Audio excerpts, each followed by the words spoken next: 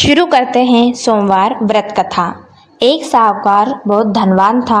उसको धन आदि किसी बात की कोई कमी नहीं थी, परंतु पुत्र न होने के कारण वह अत्यंत दुखी था। वह दिन रात इसी चिंता में रहता था और इसीलिए वह पुत्र की कामना के लिए प्रति सोमवार को शिवजी का व्रत और पूजन किया करता था।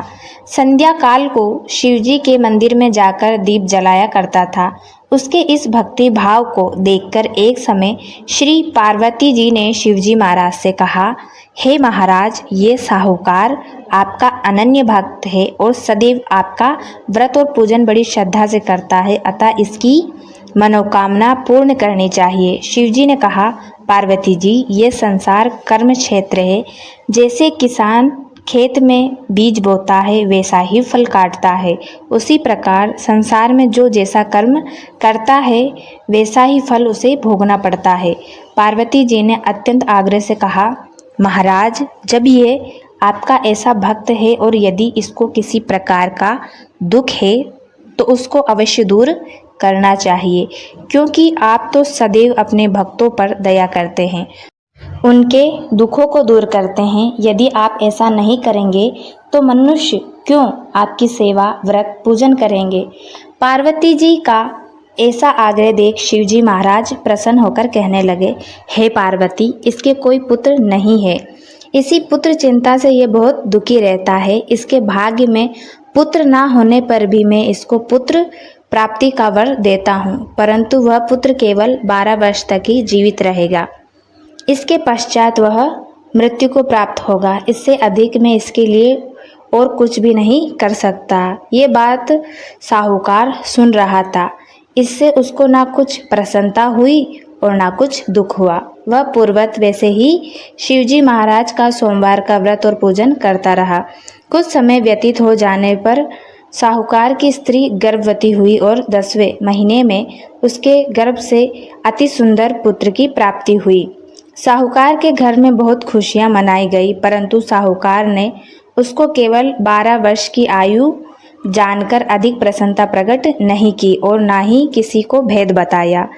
जब वह 9 वर्ष का हो गया तब उस बालक की माता ने साहूकार से उसके विवाह आदि के लिए कहा, परंतु वह साहूकार कहने लगा, मैं अभी इसका विवाह नहीं करूंगा, इसे काशी जी पढ़ने के लिए भेजूंगा। फिर उस साहूकार ने अपने साले अर्थात बालक के मामा को बुलाया और उसको बहुत सा धन देकर कहा, तुम इस बालक को काशी जी पढ़ने के लिए ले जाओ और रास्ते में जिस जगह भी जाओ वहाँ यज्ञ कराते, दान देते तथा ब्राह्मणों को भोजन कराते हुए जाना।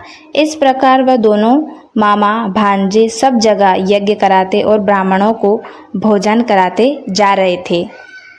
रास्ते में उसको एक शेर दिखाई पड़ा। उस शहर के राजा की कन्या का विवाह था और दूसरे राजा का लड़का जो विवाह के लिए बारात लेकर आया था वह एक आंख से काना था। लड़के के पिता को इस बात की बड़ी चिंता थी कि कहीं वर को देख कन्या के माता पिता विवाह में किसी प्रकार की अड़चन पैदा ना कर दे।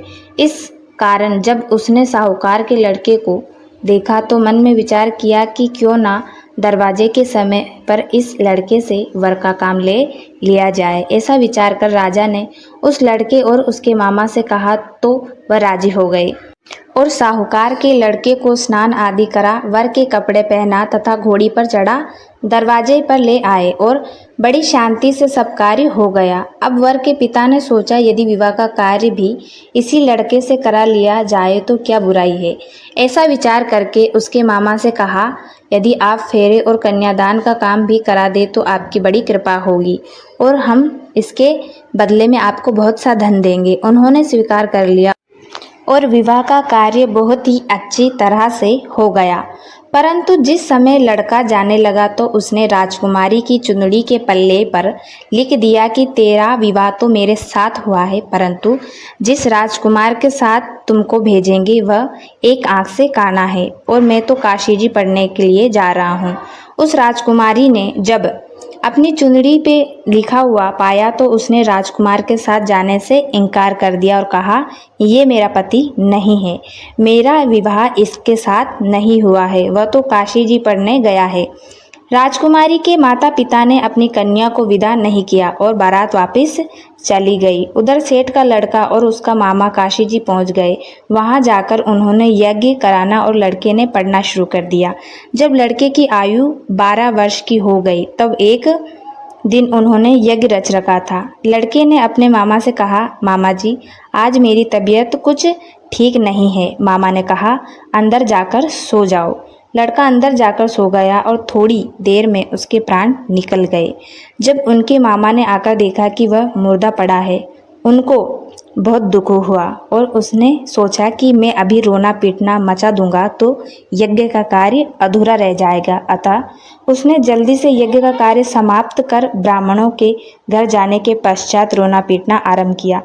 संयोगवश उस समय शिवजी महाराज और माता पार्वती उधर से जा रहे थे।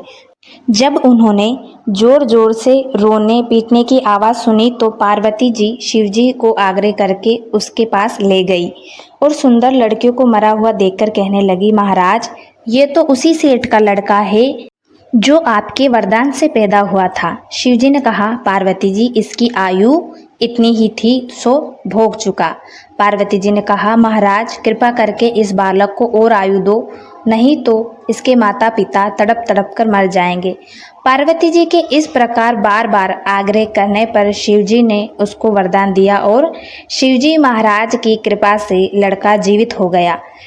शिव पार्वती कैलाश पर चले गए। तब वह लड़का और उसका मामा उसी प्रकार से यज्ञ कराते हुए अपने घर की तरफ चल पड़े और रास्ते में उसी शहर में आ गए जहाँ पर उस लड़के का विवाह हुआ था। वहां पर आकर जब उन्होंने यज्ञ आरंभ किया तो उस लड़के के ससुर ने उसको पहचान लिया और अपने महल में लाकर उसकी बड़ी खातिर की।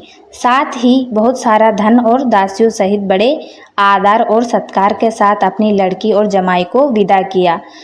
जब वह अपने शहर के निकट आए तो उसके मामा ने कहा, पहले मैं तुम्हारे घर जाकर खबर कराता हूँ।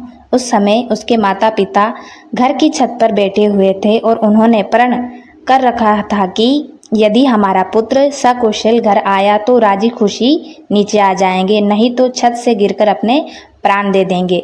इतने में उस लड़के के मामा ने आकर ये सारा समाचार दिया, आपका पुत्र आ गया है, परंतु उनको विश्वास ना आया।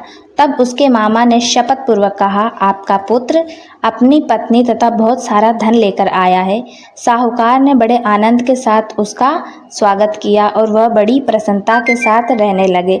इसी प्रकार जो कोई भी सोमवार का व्रत करता है रखता है अथवा इस कथा को पढ़ता या सुनता है, उसके दुख दूर होकर उसकी समस्त मनोकामनाएं पूर्ण हो जाती है।